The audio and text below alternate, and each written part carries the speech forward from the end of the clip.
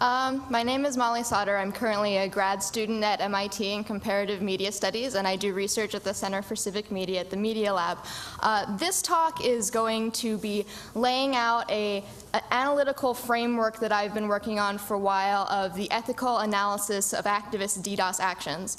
And though distributed denial of service attacks have been used as a tool of digital activism for roughly the past 2.5 decades, the past couple of years we've seen this huge explosion of the use of the tactic and the popularization of the tactic, as well as a sharp increase in the attention its use attracts from media and state actors. And all of this attention has brought with it a lot of criticism and a lot of sort of support from various people in the digital space, including digital activists. However, both DDoS's critics and DDoS's proponents seek to declare the tactic as a whole as good or bad, without a nuanced understanding of the variety of circumstances and contexts that can render the tactic's use ethical or unethical. So in this talk, I'm going to lay down the preliminaries for a framework by which to perform an ethical analysis of an activist DDoS action in individual use contexts. We're going to go through a brief technical and legal note, which I assume I'm going to be able to skip for this audience. Criticisms of activist DDoS actions that have been thrown at the tactic in the past. Then we're going to get into the analytical framework that I'm proposing, and then I'm going to tell you a little bit about where I'm going to take this as I write my thesis, which this is. So everybody knows what a DDoS attack is, right? Raise your hand if you know what it is. Awesome, I can totally skip this slide. DDoS action, distributed denial of service action, by which you seek to monopolize the resources of a server or other resource with your resources to prevent other people from using it. Good? We're happy? We're happy. All right, brief legal note. Unlike this cat, I am not a lawyer. I do not have a law degree. I haven't studied law. I worked at a law school for a while, but that doesn't make me a lawyer. So I'm going to talk about legal things in this talk. Do not take it as legal advice.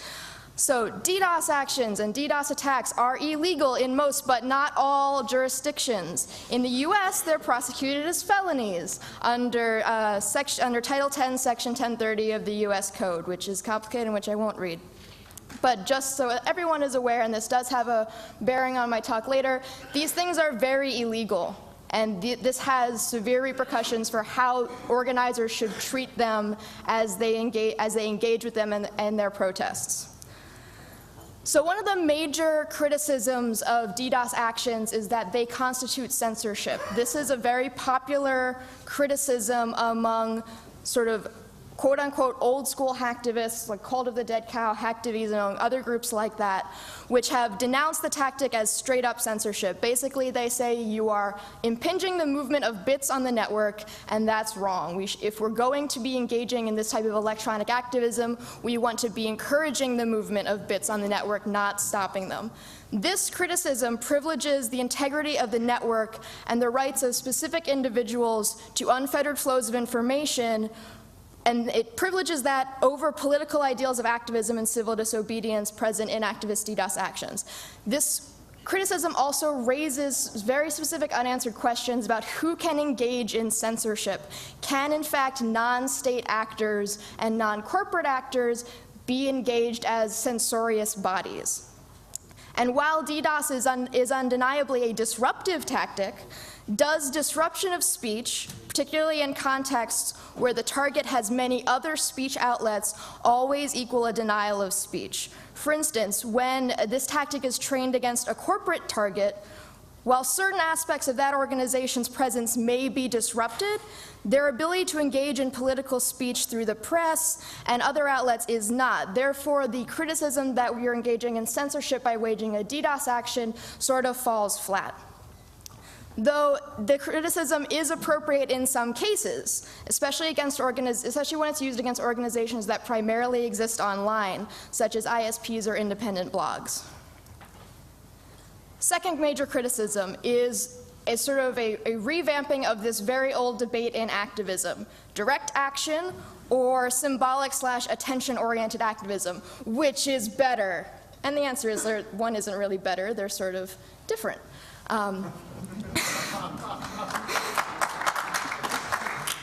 Thank you. One group that's been particularly vocal about this in the past is a group called the Critical Art Ensemble, which helped pioneer the idea of electronic civil disobedience in the 90s. And they've criticized groups like the Electronic Disturbance Theater for their use of DDoS in their actions, saying that the use is ineffectual because corporations and states are now far more adept at waging quote-unquote media war with activists, and it is ineffectual when compared with direct action.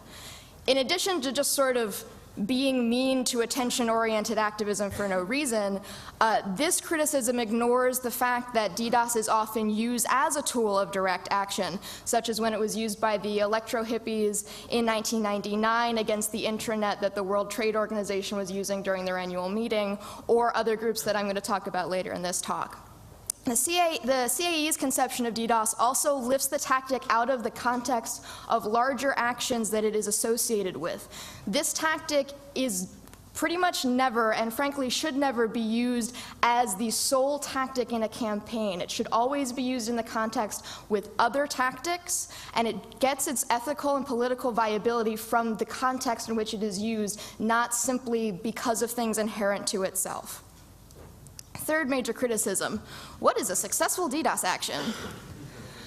Basically, it's really hard to take down a large corporate website with a all-volunteer manual DDoS action. If you and all your friends are really just sitting in your chairs hitting refresh a bunch of times on like paypal.com, you're not going to bring it down. So then what are we going to consider a successful DDoS action if we can't rely on downtime to be a measure of success? So there are a couple of different answers to this question. The first is we want to look at the value of the tactic as something which draws and focuses attention. And this is way more important now that it's become much more of a media magnet than necessarily it was maybe 10 years ago. Another use for the tactic is the biographical impact on the participants and expanding opportunities for engagement and participation. If you have never participated in a political action and you get to participate in a DDoS action and you're in the IRC channel with all of these new friends who you didn't know you had, who you didn't know had the political views that you had, and you didn't know were willing to participate in ways that you are, that has a huge biographical impact on you, and it helps you consider yourself an activist and helps you move up the ladder of engagement.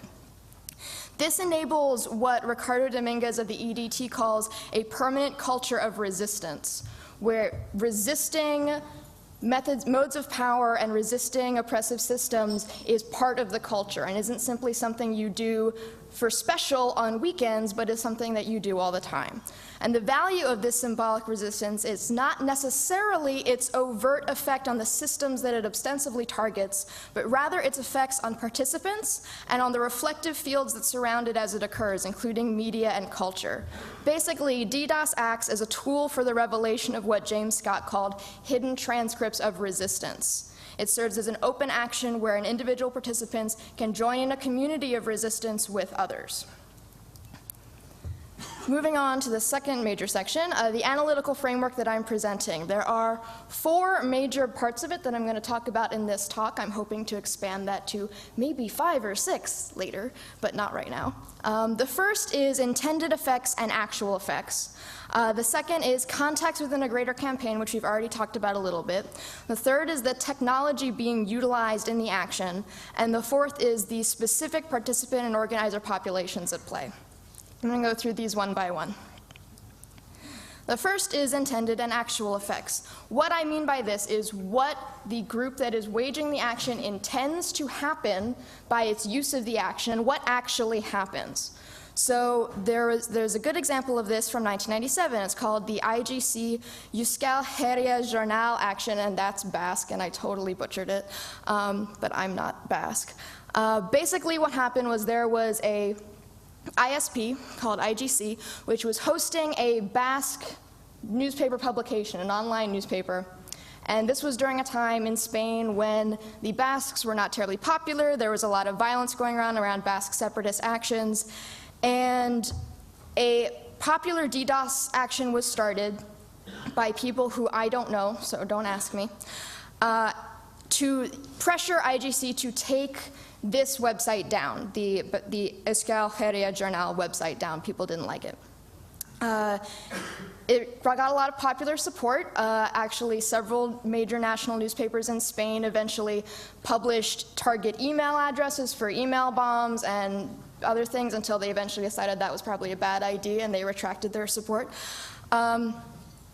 But the stated goal of the action was always to get the website offline. People didn't like it, they wanted it gone.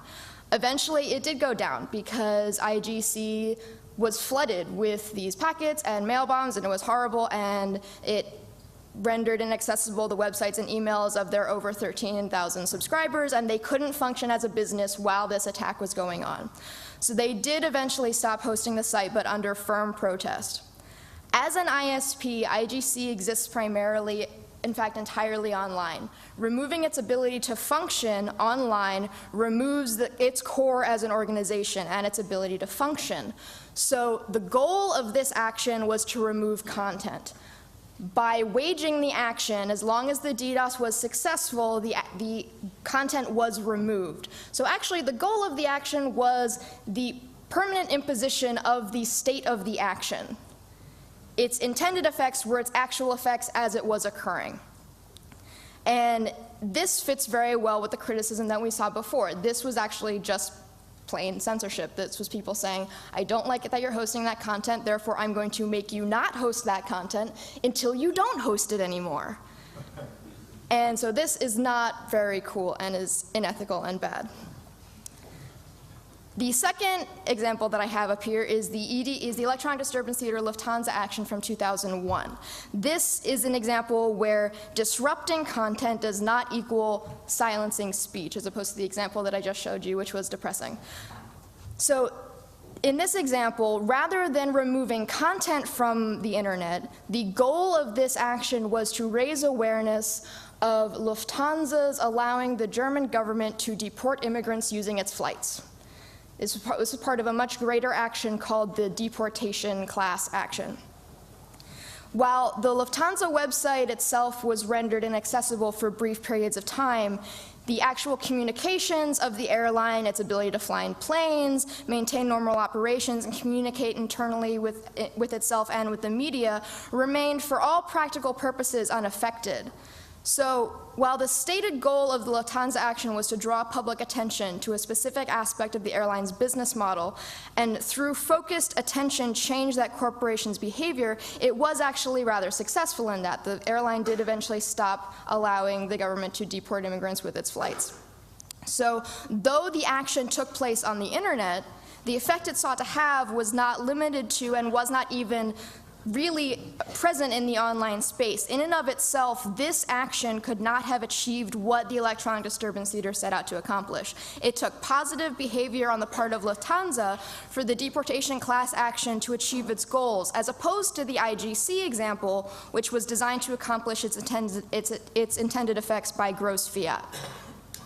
So the third example I'm going to talk about is something called Toy War, or the Toy War campaign. The 12 Days of Christmas campaign took place in 1999 and was an online attempt to draw attention to a legal dispute between eToy, which was a performance art collective, and eToys, which was a toy company that was an e-commerce company that sold toys online. And they were fighting over the domain etoy.com.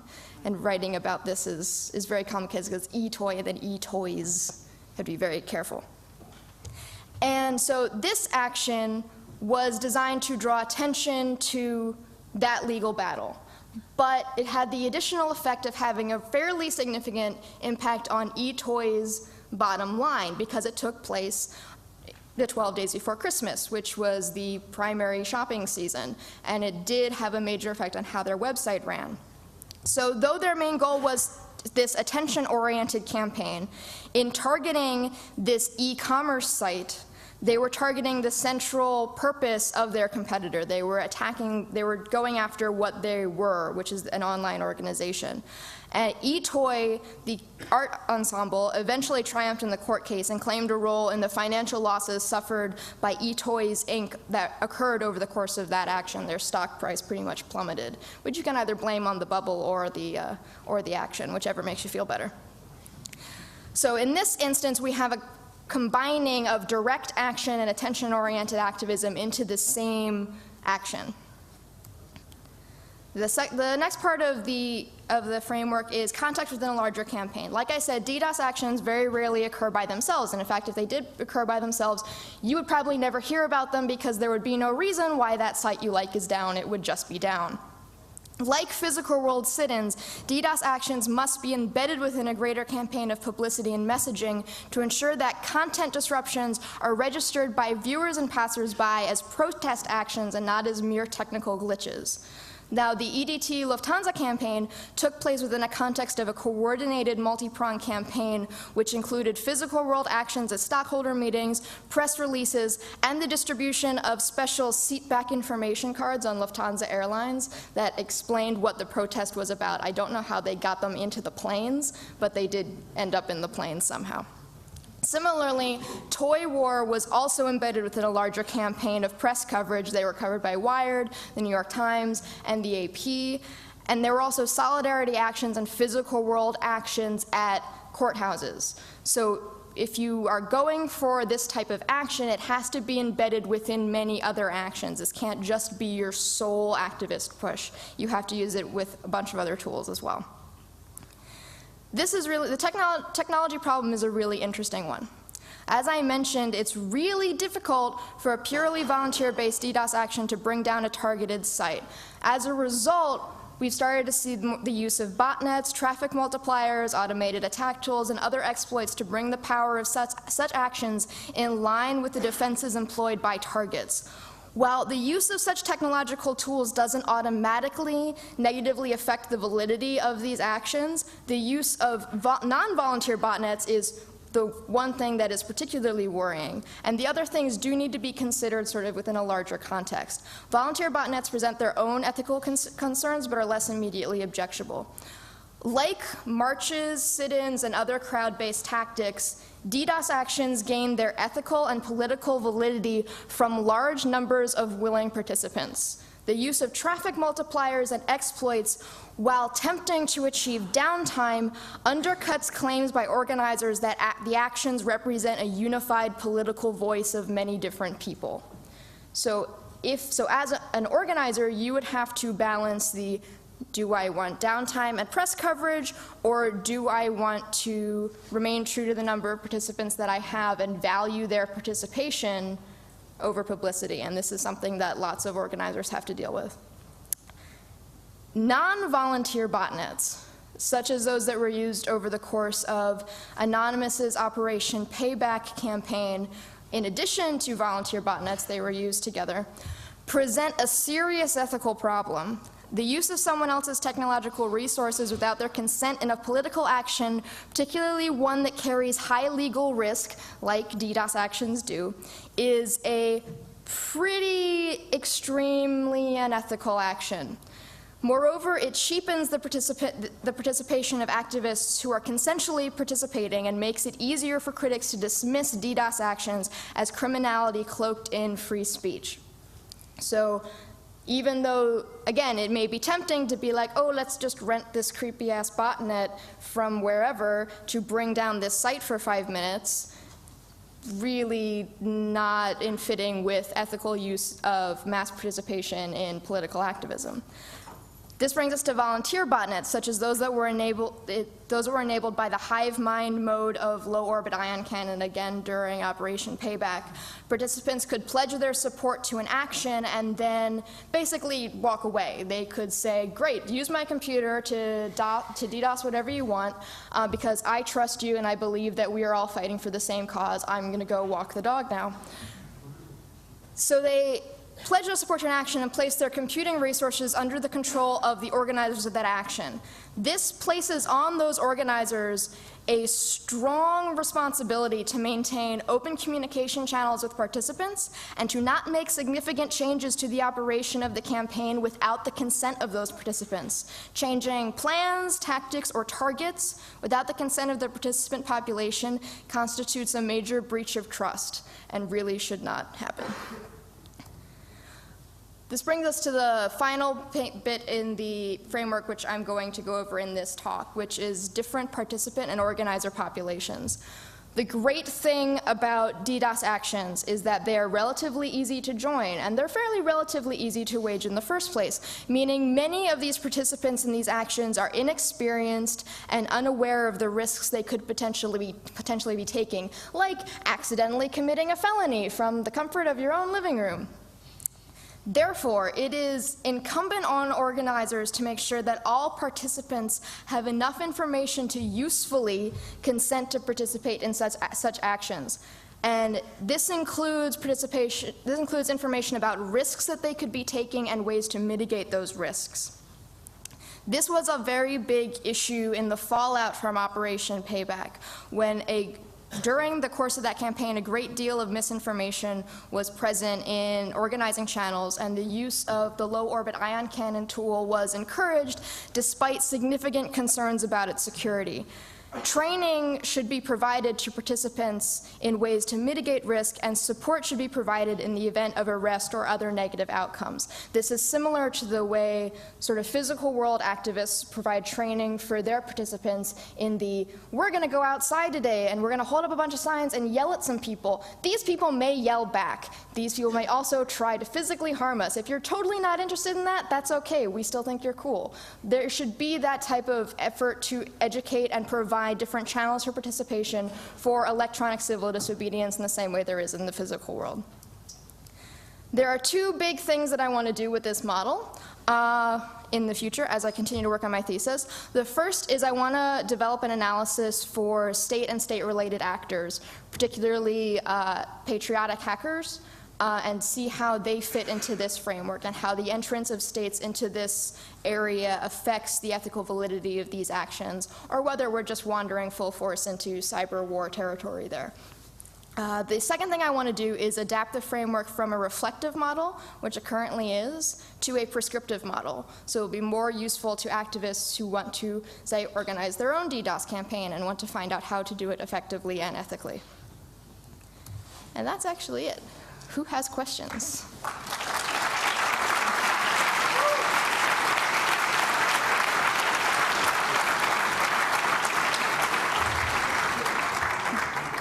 Dude who stood up first. No other questions. Hi, I'm Mike. I'm from Poland. I was heavily involved in the anti-ACTA campaign in Poland. Mm-hmm. I was not doing any DDoSes. I was doing the, subject matter work. You don't have to incriminate yourself in this talk. Yes. But I can, right? Thank you for this talk. I mean, I feel, first of all, thank you for this talk, because I feel there's much too little talking about ethics in the whole DDoS and hacking, basically, area. So thank you for this. Second thing that I would like to add to this talk is that I think the framework works quite well, because there is a criticism that I am going to make about DDoS campaigns right now that is already kind of handled in this framework. The criticism is that while the anti-ACTA campaign in Poland was, at full speed and doing stuff, and people were protesting on the streets, suddenly Anonymous started DDoSing Polish government websites. I remember that. And this had like the exact opposite effect. So I didn't see that. Maybe it was there somewhere, but I didn't see that in your presentation, that you have to be very, very careful with DDoS campaigns, because they can actually cause harm to the cause that you're trying to do. And I think it was a little bit in the success part, but I don't think it was highlighted enough, that you have to be very careful, because there is this huge framework, other actions that are happening, and maybe, just maybe, doing DDoS right now might actually harm, because it will give the government, as was this case, the government, the excuse to actually do bad stuff that you don't want them to do, because they will say, oh, they're DDoSing our websites, they are hackers, and we don't have to do anything good for them. So well done, because the framework already kind of works with that. Thanks. Thank you. Yeah, no, I agree that this tactic is right now extremely controversial, but people keep using it. And sort of my view is that as long as we're going to use it, we should at least be using it in some sort of reflective way in which we consider our actions before we just sort of do them. dude over there. Hey, I just have a question. You said that disrupting maybe like a business, which is just relies on the internet, is unethical. And yeah, I just ask why you make this assumption. I would made a different assumption. I would have said that maybe running an unethical business on the internet is unethical and disrupting it is ethical. So, really good point. Yay. Something that I didn't maybe not have made clear is that each of these bits of the framework should not be taken as a, oh, you didn't do that, therefore you are totally unethical, or these should all be taken as sort of a big lump of stuff, which you can sort of massage and be like, well, you're 60% here on that and 45% here on that, and we'll figure it out from there. So yes, you're right. And that's actually sort of one of the issues that I'm really interested in looking at in the WTO electro-hippies example, because I usually don't like it when people are like, I'm going to protest you by making you fall off the face of the planet. That seems like a bit of an overkill to me. On the other hand, disrupting the intranet for the WTO meeting at the Seattle World Trade Organization meeting, I'm kind of for that. That seems like a good use of resources to me. So I'm very interested in pushing those weeds aside and figuring out when exactly it's okay to basically attack the root of something, as opposed to having a more symbolic protest, which I'm generally more in favor of. But you're right, I like you. We're just going to switch to this mic and then we'll bounce. Yeah. I was wondering what your thoughts are on these actions' impacts on non-participants. Like, let's say you DDoS eBay and then other companies lose business, or you say DDoS a healthcare provider and people can't access healthcare. Is that a factor in your mind? Well, you sort of brought up two wildly divergent examples of eBay, which means I can't buy my awesome collectible Battlestar Galactica glasses anymore, and my healthcare provider, which means I can't get my tests from that thing that I had that may be cancer. Like, those seem like very divergent targets to me, just to address that off the bat. Second point, yes, collateral damage is something that does definitely need to be considered.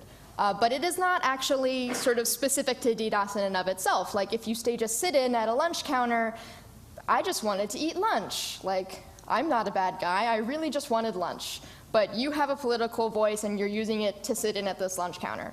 So that needs to be part of the overall consideration of, do we think this is an appropriate tactic for whatever question is that you're trying to address with your activism at this time?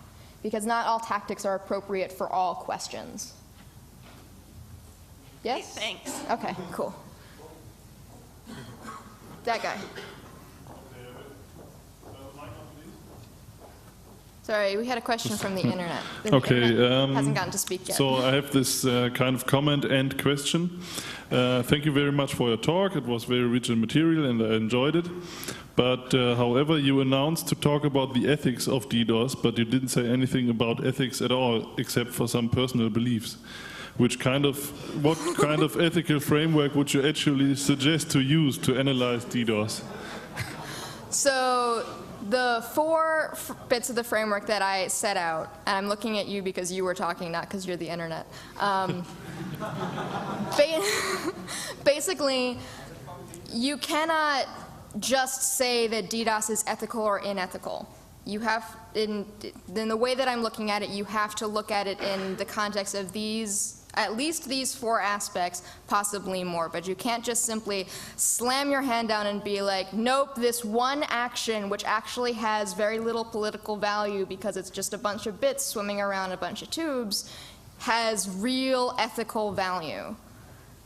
So it's not, I'm sure a lot of people were going to be like, she's going to say that DDoS is right or wrong one way or another, and then I will feel good and or bad about myself. And sorry, that wasn't what was going to happen. I'm far more interested in looking at these very nuanced questions of how this fits into political economy and protest methodology, which is far squishier than just saying this is ethical or unethical straight off the bat. I hope that answered the internet's question. Yeah, I would also come back to the ethics.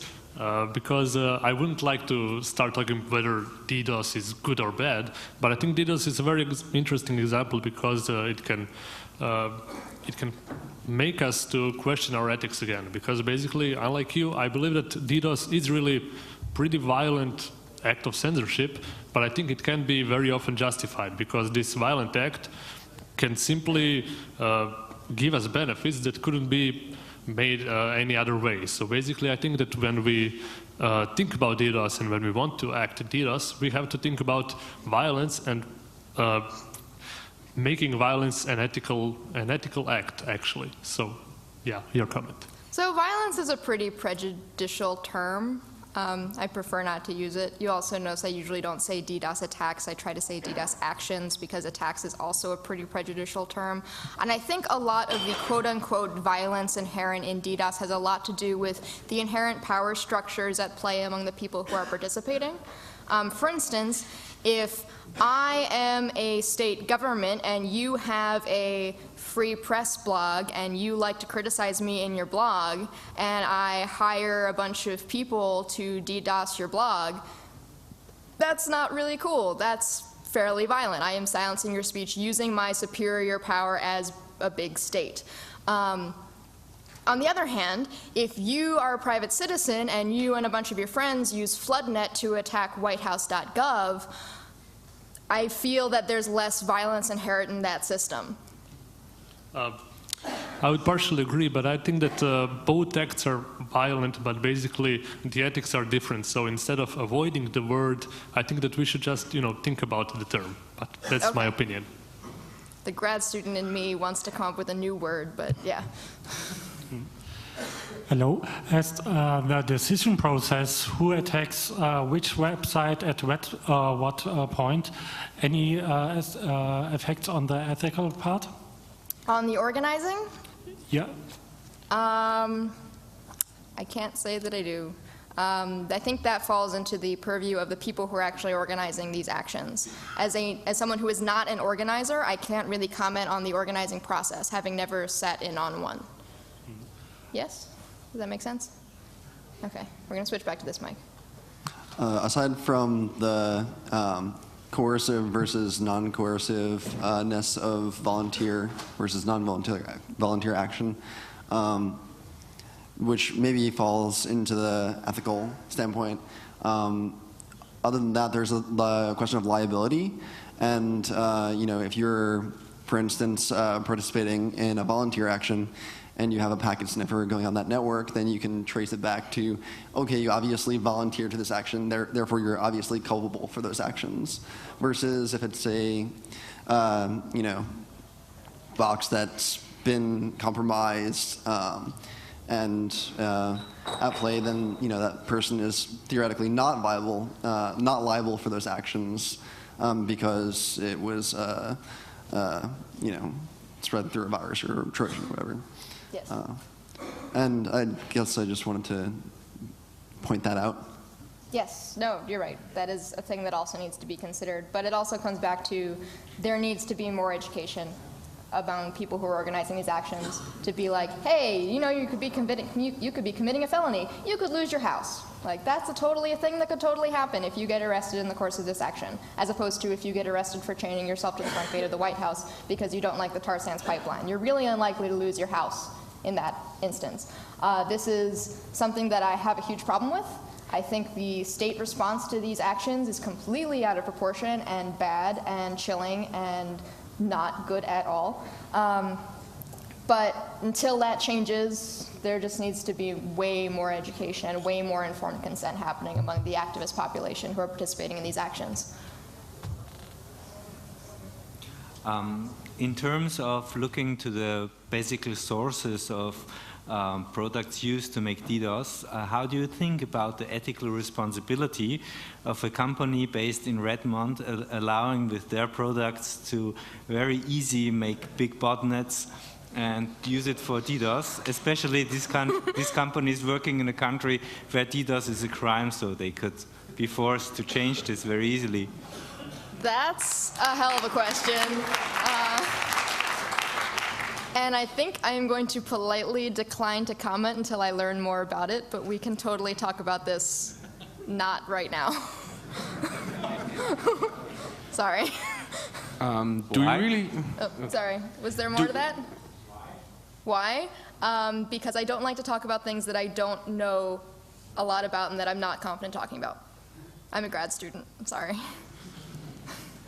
Do you really think that DDoS attacks will have a big role in activism in the future? Because I think the media interest in those kind of attacks is diminishing. And when I think of, I mean, you talk about this partially as very useful means of activism, but when I think of DDoS, I think of a few people sitting in their cellars and being bored in the IRC room and just hitting their LOICs just like they hit the retweet button and think they save the world. And I don't think that this will make any difference in the future.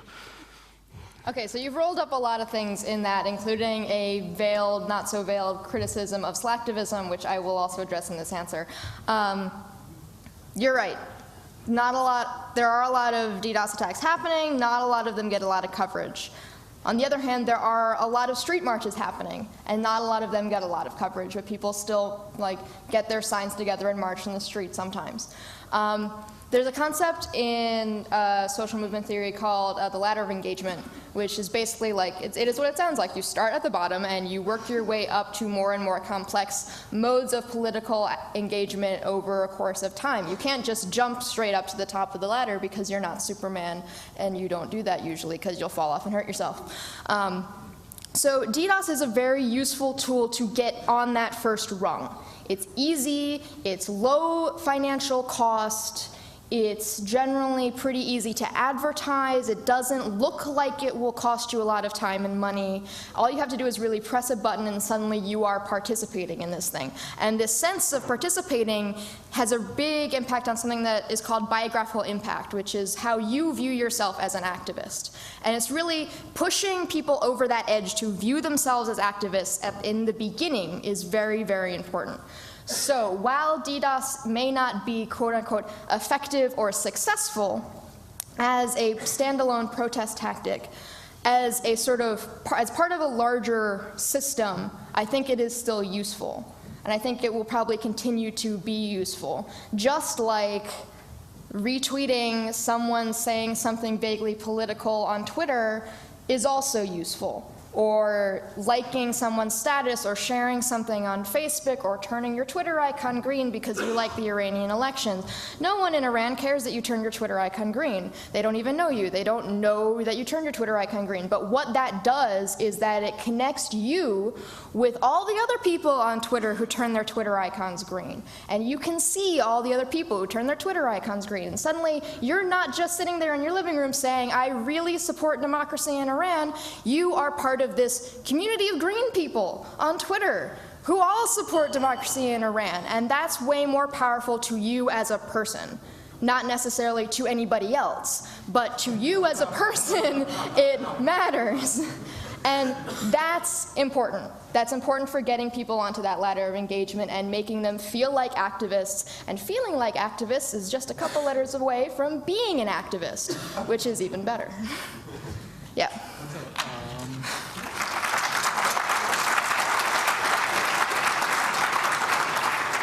They're clapping for you. I'm from Austria, and we have an organization in Austria. It's called Austromechaner, and it got DDoSed. Its website got DDoSed on the 11th of May 2012. And they didn't get the website on until now. And they used this as an argument, oh my god, the internet is so cruel and they are so bad and we can do nothing against them. And they play with, they have weapons we can't do something about against it. And I'm not sure if in this case, the DDoS was the right tool to get Aufmerksamkeit, attention. Yeah. I'm not sure if it was helpful in this case. So I don't think it's a good weapon for everything, and there was not enough messaging with it. No, you're right. DDoS is not appropriate for all cases. And given that I know nothing about your organization and didn't hear about that action, they probably didn't have enough messaging. I don't know. But I'm sorry your website went down. No, not my message. It was not my website. It was from the people who want to have the Festplattenabgabe. I don't know the English word. It was the site. Okay, cool. Site. Hi. What exactly are your parameters for deciding if a DDoS action was ethical, right, or wrong? I'm still waiting for this. So like I said, this is a very holistic model in that you look at a bunch of different factors and say, well, these things fell on one or either side of these different factors. Therefore, I'm going to look at it, squint my eyes, and say, okay, I think that this was ethical, and I think this was unethical. Like I said, this is probably a much less scientific than a lot of people here were looking for.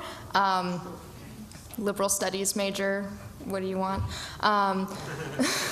So this is not going to give you sort of a tick list for things that you can say, oh, we did this, oh, we didn't do that, therefore we're totally on the right side of God and the law.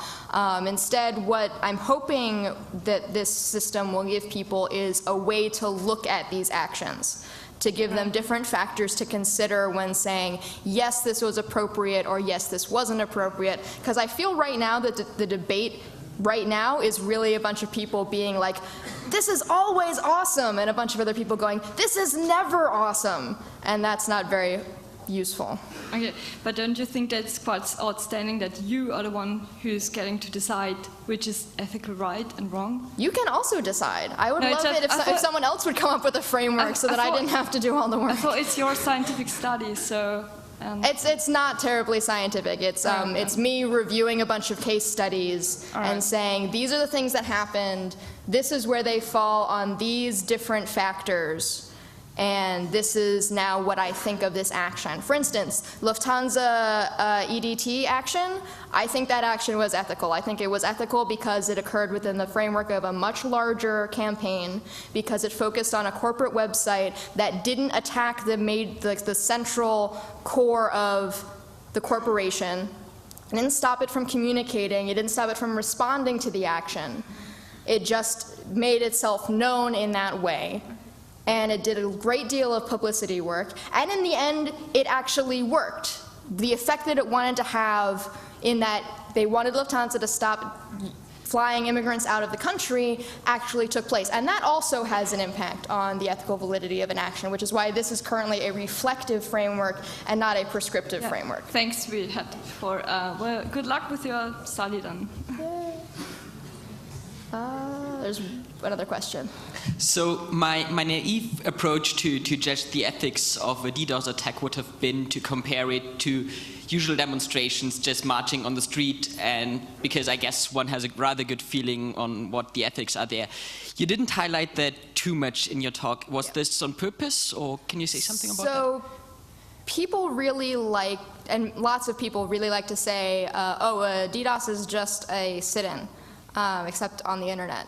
I really don't like that comparison.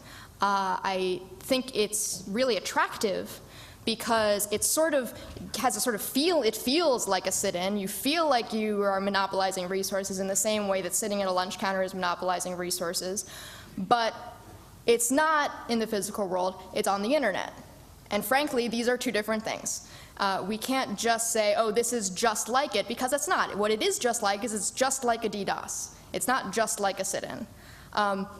Disruptive tactics in both areas are very parallel, but they are very different.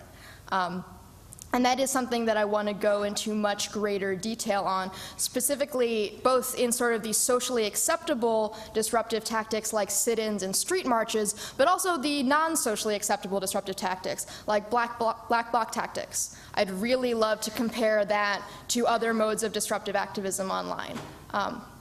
And other modes of disruptive activism and destructive activism. So that is, if you are interested in reading my master's thesis, I will have a whole chapter on this that I could not fit into this talk because there's a lot of that there. But the instinct to fall back on the physical analogy is, I think, inherently damaging to the discourse of electronic civil disobedience and digital activism, because you fall back on these tropes that don't really fit, and then when people point out that they don't really fit, you're sort of left with nothing.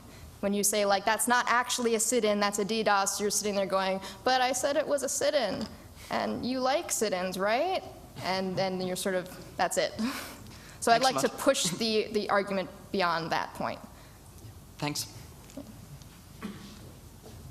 Okay, so looks like we have no more questions. So thank you very much, Molly, for the talk.